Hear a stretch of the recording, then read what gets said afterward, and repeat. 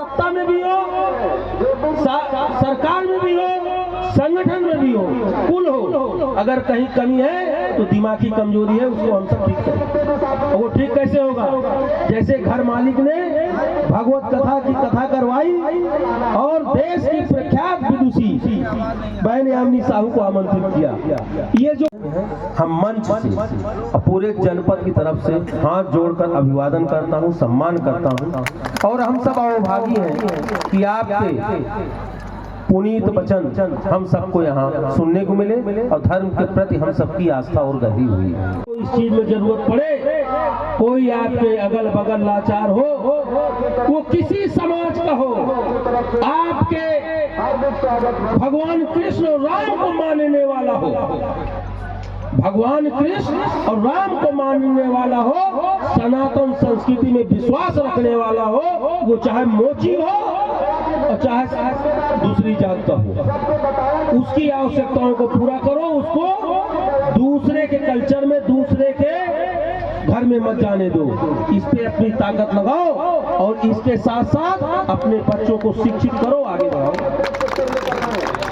ये कमेटी के हमारे सब साथी हैं, ये समाज के लिए कहीं भी किसी तरीके की दुख मुसीबत होती है, ये दौड़ते रहते हैं। शासन प्रशासन कभी किसी पे आश्रित नहीं रहा, मैं भली बात जानता हूँ।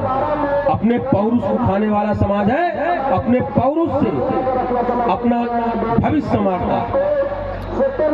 और महात्मा गांधी हमको डरपोक कहा गया। कहां से डरपोक? अभी गांव में कोई गुंडा हो जाए, इसी गांव एरिया में जो कोई एक गुंडा होगा, उसके खिलाफ गवाही देने के लिए कोई सामने नहीं आता। अंग्रेज से बड़ा कौन गुंडा था? पूरी दुनिया में उसकी सल्तनत थी और उसके खिलाफ लाठी लेकर के कौन खड़ा हुआ? महात्मा गांधी। अकबर से बड़ा गुंडा कौन था? उससे बड़ा आतताई कौन था? उसके खिलाफ महाराणा को महाराणा प्रताप बनाने वाला कौन खड़ा हुआ? भामाशाह। इससे ज्यादा हिम्मत कहाँ मिलेगी आपको? और एक चीज और ध्यान रखना, आप लोग आए हैं धार्मिक अनुष्ठान में, मैं भी धार्मिक अनुष्ठान में आया हूँ। आज ये तय करके जाओ कि हम अपने अगल बगल किसी मजलूम को, किसी जरूरतमंद को चंद पैसों के लालच में धर्मांतरण नहीं करने देंगे।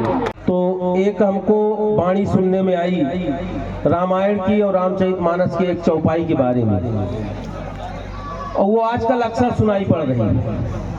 लेकिन दीदी माँ, मैं आज तक एक चीज नहीं जान पाया, जिस चीज में हमें काखा गाघा का ज्ञान नहीं, हम उस पर टिप्पणी क्यों करें? अगर वही बात दीदी अपने मुख से कहें तो मैं उसको विश्वास करूंगा कि ये इतनी इस क्षेत्र में डीपली जा चुकी हैं कि हमें अच्छी बात समझाएंगी। एक चीज और जान लो, रोटी खाने के चक्कर में चूल्हा मत फोड़ो। समझ गए ना? आज हम रामायण की एक नहीं महान नेता, एक मुस्लिम एंकर ने उनको इसी टीका टिप्पणी पे एक धार्मिक ग्रंथ की एक लाइन दिखाई और ये कहा कि इसको पढ़ दीजिए। जैसे देहात में भूत पिशाच जहाँ चालू होता है वहाँ कोई एक मंत्र लगा देते तो भागता है, उसी तरह उनके उसको पढ़ने की हिम्मत नहीं। देखिए, हम सनातनी हिंदू और तन से जुदा करने की बात नहीं कह सकता। और एक चीज और, सम्मान मांगने से नहीं मिलेगा। जैसा अभी हमारे डॉक्टर साहब ने कहा, सम्मान आप मांगते रहोगे, सम्मान नहीं मिलेगा। लोग हंसना शुरू कर देंगे, एक दृष्टि से देखना शुरू कर देंगे। एक कहावत है दीदी, समृद्ध को नहीं दोष गोसाई। अपने बच्चों को संस्कार दो, उनको बौद्धिक रूप से सक्षम बनाओ, वो अपना अधिकार छीन के ले लेंगे। संगठित हो। आप दीदी माई हैं, आप ये बताओ, और ऐसा बोल के मत जाओ कि यहाँ कोई साहू प्रधानी लड़ना चाहे तो जमानत न बचा पाए। सब समाज आज हमको जैसे साहू समाज कहते हैं, कोई देहात में तेली कहता है, सही है गलत भैया? अरे ये समाज अच्छों को तेल पिला दिया, अच्छों को मुगलों को पिला दिया, अंग्रेजों को पिला दिया। नुकसान पहुंचा सकता है, लेकिन उनमें वो ताकत, वो चरित्र था।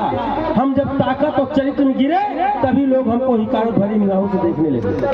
मजबूत हो, जब आपके बाजुओं में दम होगी तो आपको कोई हिकारत भरी निगाह से नहीं देखेगा। अभी जहां तक बात हुई, अभी वैश्य समाज की बात की गई, कहने भर से कुछ नहीं होगा, उसको आचरण में लाओ।